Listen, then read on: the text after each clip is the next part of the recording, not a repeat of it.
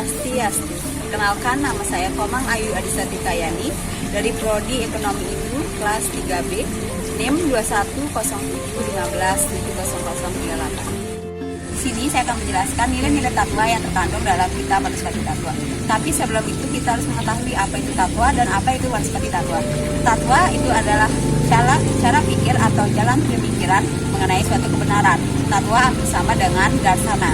Waruspati Tatwa adalah sebuah lontar kuno yang dimana di dalamnya ada mengajarkan mengenai nilai-nilai atau ajaran kebenaran. Di dalam Waruspati Tatwa terdapat 74 sloka atau pasal yang menggunakan bahasa Sanskerta dan juga bahasa Jawa kuno.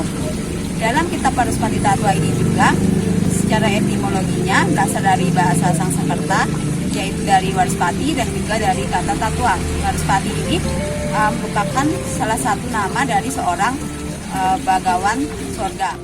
Kanci Pade berasal dari dua akar kata, yaitu kanci dan juga pade. Kanci yang artinya lima dan pade yang artinya tempat tinggalnya Atman. Yang dimana Panci Pade adalah 5 keadaan Atman. Panci Pade dimaksudkan sebagai 5 keadaan Atman.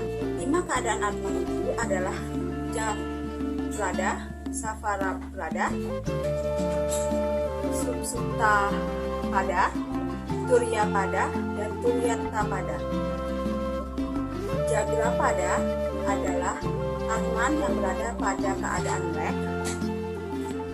Kesadarannya tidak begitu tinggi. Keadaan itu disebut dengan Vispa. Sarva Pada artinya Atman berada pada keadaan yang tidak jelas, seperti bayangan dalam air. Keadaan itu dinamakan Tajasa. Supsupta Pada artinya Atman berada dalam keadaan seperti tertidur lelap. Ia berwujud kosong, tidak sadar, nirwana, dan juga tanpa kegiatan, tanpa keinginan, tidak terlihat, dan sebagainya. Keadaan itu disebut dengan Sri Pada. Jagra Pada, Sarwa Prada, dan Supsupta Prada adalah tempat Atman, itu yang disebut dengan Atmana Samsara. Tuhan itu Sat dan Asada. Tuhan itu Sat dan Asada Bawa. Keadaan akan adanya Sat Bawa dan tidak lepas dari adanya Asada Bawa. Tanpa adanya Sat Bawa dan tidak adanya Sat Bawa, Asat Bawa, tidak ada lagi yang tak terpisahkan dan tanpa batasan. Itu dinamakan Paramarta. Himese, bukan ketidakadaan. Ia ada karena mungkin ada pendapat bahwa sifat ada dan tidak ada. Ketahuilah bahwa ia tidak ada, tidak pula mempunyai badan. Bila ada pendapat bahwa hal itu tidak bisa dijelaskan karena memang tidak dapat dibuktikan, maka di bawah ini akan diberikan penjelasan seperti halnya minyak dan susu, api dalam kayu, dan juga air dalam awan. Semua hal itu tidak dapat dijelaskan, tetapi ada. Itulah sifat Tuhan. Sat dan Asada Bawa artinya ada dan tidak ada. Dan jalan mencapai moksa. Banyak sekali cara untuk mencapai moksa, baik dengan yoga, mengikuti ajarannya, mematuhi segala ajarannya, dan lain sebagainya.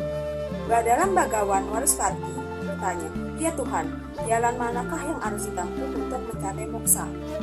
Mengenai hal itu, Batara Iswara menjelaskan ada 3 jalan yang dapat ditempuh untuk mencapai moksa, yaitu Jenana Badyureka, artinya dengan mempelajari segala pengetahuan tentang sama tatwa, semua tatwa.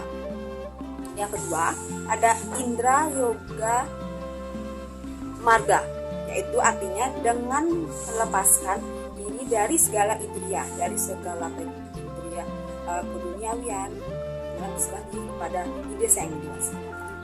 Dan yang terakhir adalah dengan Tresnadok Saya, yang artinya dengan menghilangkan pengaruh nafsu atau dengan memusnahkan buah dari perbuatan baik dan juga buruk, di mana tidak hidup dengan di bawah nafsu dan bisa mengendalikan nafsu dan mengendalikan perbuatan yang buruk dan menjalankan segala perbuatan yang baik. Kemudian ada 3 macam kehidupan pertapaan, yaitu karma, jenana, dan juga yoga. Itu dapat dilaksanakan untuk dapat mencapai moksa. Jadi banyak jalan untuk mencapai moksa. Ini yang dijelaskan di dalam kitab Baruspati Tattwa. Kemudian ada Paramasiwa Tattwa. Karakteristik Tuhan itu dapat dijelaskan seperti di bawah ini. Yang pertama, Tuhan itu tidak dapat diukur, tidak berciri, tidak dapat dibandingkan, tidak tercemar. Dia itu tetap dan tidak akan berkurang. Yang kedua, Tuhan itu tidak dapat diukur dalam artian ia tidak berciri dan tidak mempunyai ciri. Tidak dapat dibandingkan karena tidak ada yang lain seperti dia. Dia tidak tercemar karena tidak memiliki noda. Tuhan itu tidak nampak karena tidak bisa dilihat.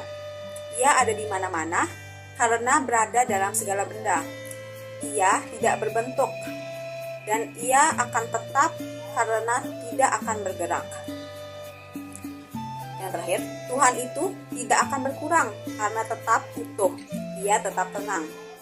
Sifat-sifat Tuhan karena itu dapat dijelaskan sebagai demikian. Apremaya artinya tidak dapat dibayangkan. Ananta artinya tidak terbatas. Anindesya artinya tidak dapat diberi batasan dan lain sebagainya. Sade Siwa Tattwa. Karakteristik lahir dari Tuhan yang sifatnya lebih rendah dari Paramasiwa Tattwa adalah Tuhan itu aktif, berguna, bersinar karena terdiri dari unsur kesadaran, mempunyai kedudukan dan sifat-sifat lainnya. Ia memenuhi segalanya. Ia tidak dapat mempunyai bentuk. Lalu Tuhan itu Maha Pencipta, Maha Pelebur, Maha Pengasih, bersinar, abadi, Maha Tahu dan juga ada di mana-mana. Tuhan itu merupakan saudara, ibu, dan juga ayah bagi mereka yang tidak mempunyai tempat berlindung. Ia merupakan penawar dari segala sakit dan keterpurukan. Ada 4 kekuatan dan kemahakuasaan yang disebut dengan Cadu Sakti, yaitu ada Wibu Sakti, artinya maha ada dan meresap di mana-mana. Paraba Sakti artinya maha kuasa. Jnana Sakti artinya maha tahu, memahami segala tentang ilmu pengetahuan. Dan yang terakhir ada Kriya Sakti, yang artinya maha karya, dapat berbuat apa saja. Lalu yang terakhir adalah Triguna Tattwa. Triguna Tattwa di sini yaitu 3 sifat pikiran yang dipengaruhi oleh Satwam, Rajas, dan juga Tamas. Satwam yaitu pikiran yang ringan dan terang, bijaksana, rendah hati, dan sebagainya. Rajas adalah pemikiran yang energetik, agresif, ambisius, sombong, dan sebagainya. Dan yang terakhir itu adalah pemikiran yang memiliki sifat tamas, yaitu sifat yang lamban, cenderung malas, bodoh amat, dan lain sebagainya. Itu merupakan bagian-bagian dari Triguna Tattwa, yaitu 3 pemikiran yang mempengaruhi manusia yang berbeda-beda di setiap manusia. Sekian dari saya, Oma Ayu Disabita ini. Terima kasih. Om Santi.